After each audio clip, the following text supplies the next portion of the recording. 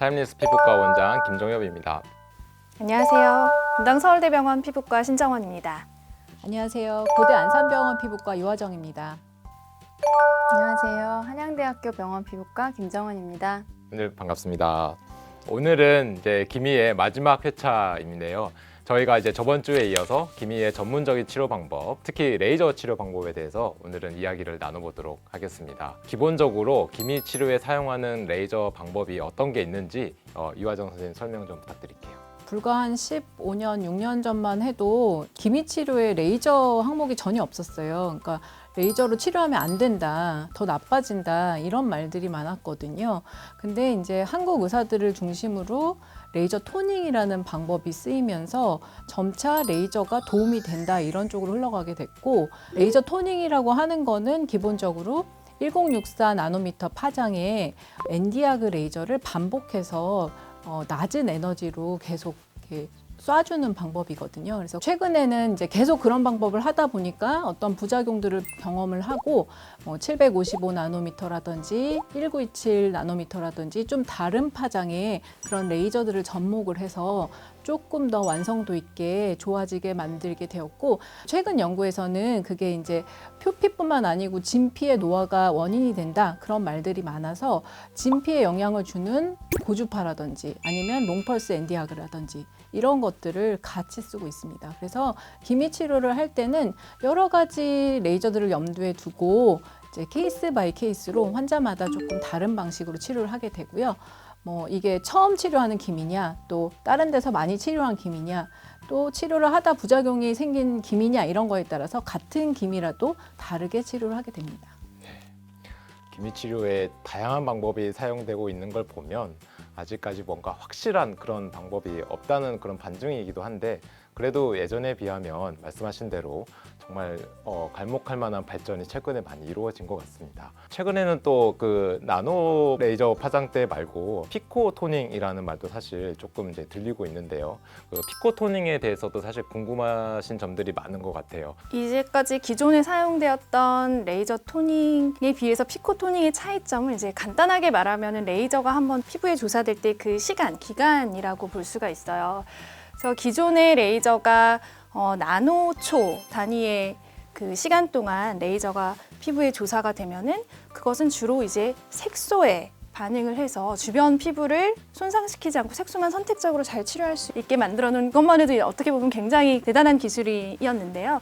이 시간을 더 줄인 거죠. 피코초 단위로 줄여서 1조분의 1초라고 해요. 1조분의 1초 동안 피부에 이 레이저가 짧은 시간 동안 조사가 되면 조금 더 안전하고 효과적으로 색소 질환을 치료할 수 있을 거다 해서 도입된 치료법이고요.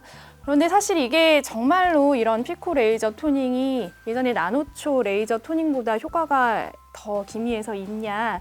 이건 아직 조금 의사마다 의견이 좀 다른 것 같습니다. 데이터가 충분하지 않고 비슷한 정도라고 말씀을 많이 하세요. 저는 사실 개인적으로 피코 레이저를 강의를 듣고 문헌을 찾아서 공부는 해봤지만 직접 써보지는 않아서 이제 참 궁금한데요. 그래서 한번 여쭤보고 싶었어요. 써보신 분들의 그런 경험담을. 네, 저도 기미 치료할 때 피코 이제 레이저를 사용하고 있지만 기존의 그런 나노 그 파장대 레이저 토닝에 비해서 확실한 우위를 점했다고 보기에는 아직은 조금 어려운 면이 있는 것 같습니다만, 그래도 뭔가 이제 새로운 분명한 레이저 치료의 패러다임의 변화인 건 확실하고 어떤 새로운 도구가 피부과 선생님들한테 생긴 건 맞는 것 같습니다. 그래서 아마도 앞으로 계속 이제 끊임없이 저희가 연구하고 고민을 하면 어떤 더 나은 치료 조합이 되지 않을까 그렇게 생각을 하고 있습니다.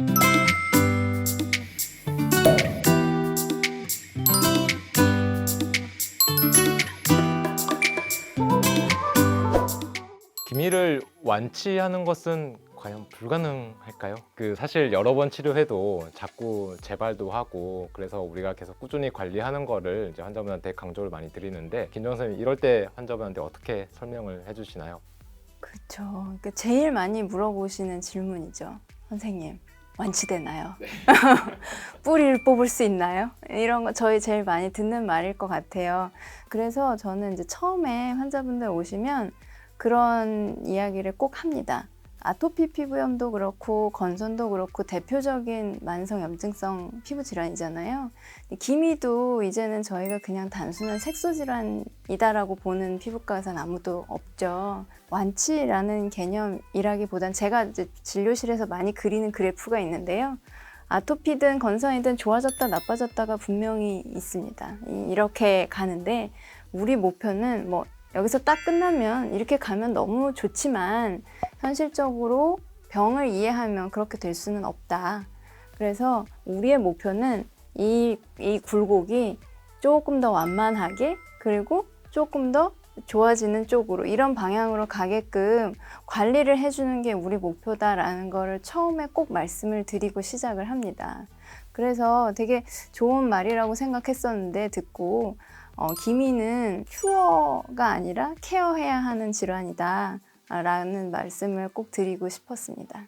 기미를 치료하다 보면은 정말 교수님 말씀대로 그 굴곡의 상황이 많이 발생을 하는데 네, 그런 과정이 마치 인생이랑 비슷하다는 생각도 들고 네. 그 그래프 보고 깜짝 놀랐습니다. 저도 계속 아, 쓰는 저도 그래프인데 쓰거든요. 어디서 배우진 않았는데 우리가 사용하고 우리도 있군요. 모르게 같이 사용하고 있었네요.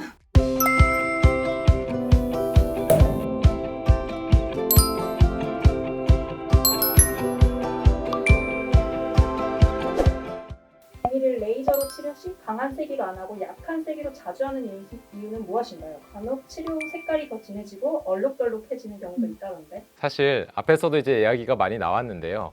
기미 저는 제 환자분한테 설명을 드릴 때 약간 이제 제 몸에 있는 까다롭고 다루기 어려운 그런 아이가 나의 얼굴에 있다 이렇게 제가 설명을 드립니다. 그렇게 생각하시면 그 까다롭고 다루기 어려운 아이한테 어떤 강한 치료를 하거나 세게 치료가 들어가게 되면 그러면 멜라닌 세포에 오히려 자극이 되고 오히려 손상을 많이 받게 됩니다. 기점막에 손상도 줄 수 있고요. 그렇게 되면 우리가 원하는 방향대로 흘러가지 않고 치료의 결과가 좀 얼룩덜룩해지거나 색소가 부분적으로 빠지거나 아니면 색소 침착이 생겨서 오히려 더 진해지는 경우가 종종 발생을 하게 됩니다. 그래서 치료자 입장에서 보면은 사실 제가 기미 치료할 때는 사실 이렇게 유리구슬을 몸에 한 100개를 가지고 이렇게 조심조심 걸어가는 느낌으로 항상 환자분들의 얼굴을 대합니다.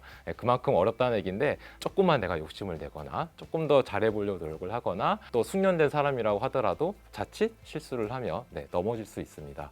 기미 치료의 어려운 점이 그런 것 때문이고 그러한 점 때문에 조금만 우리가 치료가 이제 잘못 들어가거나 하거나 또는 환자분들이 집에서 자가 관리를 하실 때 어떤 과도한 마찰이나 과도한 자극을 주시게 되면 피부에 이제 만성 염증을 유발할 수가 있게 돼요. 이제 그런 것들은 오히려 기미를 더 나쁘게 만들 수 있거든요. 그런 일이 생기더라도 사실 우리가 피부과 전문의 선생님과의 치료하에 좋아지게 할 수 있고 또 호전시킬 수 있습니다. 그래서 혹시 그렇게 됐다 하더라도 너무 걱정하실 필요는 없지만 그러한 점 때문에 기미 치료를 하실 때는 반드시 이제 피부과 선생님과 상담하에 긴 치료 플랜을 잘 잡아서 꾸준히 관리를 하시는 게 중요한 것 같습니다. 개인적으로도 기미 너무 빨리 치료되면 약간 걱정되지 않나요? 네, 리바운드. 빨리 좋아질수록 빨리 나빠지는 경우가 네, 더 많더라고요. 네, 그래서 천천히 가는 게 진짜 답인 것 같고.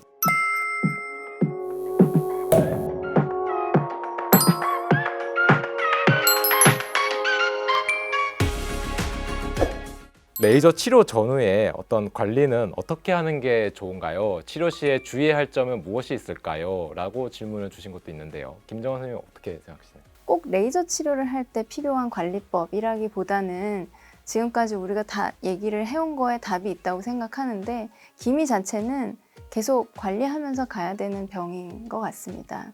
그래서 레이저를 치료를 하든 안 하든 여름이든 겨울이든 그러니까 기본을 지켜야 되는 게 맞는 것 같고요. 보습 관리 잘 하시고 수분 공급 그래서 충분히 해서 기저막 관리하시고 자외선 차단제 꼭 잘 지켜서 바르시고 하는 기본 관리를 이제 환자분 입장에서 충실하셨으면 좋겠고 그런 이제 전문적인 치료는 이제 피부과 전문의에게 잘 상의를 하셔서 치료를 하시는 게 좋을 것 같습니다. 네, 맞아요. 기미는 정말 기본을 지키는 게 어떻게 보면 가장 중요한 것 같습니다.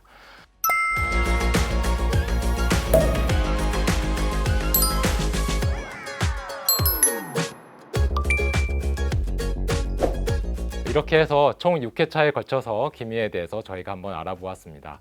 여러분, 피부 고민이 있으시면 혼자 고민하고 스트레스 받지 마시고 피부 고민은 피부과 전문의와 함께 나누시기 바랍니다. 다음 주 주제는 백반증입니다. 백반증에 대해서도 사실 기미만큼이나 궁금하실 점이 매우 많으실 것 같습니다. 저희가 또 백반증에 대해서도 알차게 준비를 했으니까요. 대한피부과학계 채널 구독, 좋아요. 알람 설정까지 꼭 눌러주세요. 감사합니다.